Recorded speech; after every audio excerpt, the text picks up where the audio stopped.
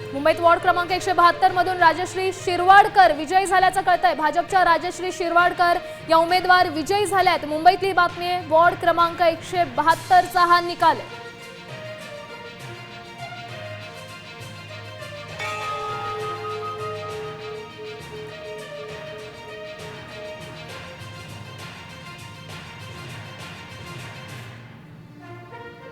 मुंबईत वॉर्ड क्रमांक 172 मधून उमेदवार राजश्री शिरवाडकर विजयी झालेले आहेत। या भाजपच्या उमेदवार आहेत।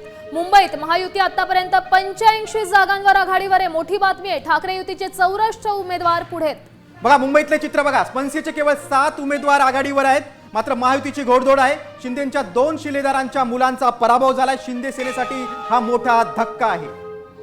मुंबईत महायुती आतापर्यंत 85 जागांवर आघाडीवर आहे। तर ठाकरे युतीचे 64 उमेदवार आघाडीवर आहेत।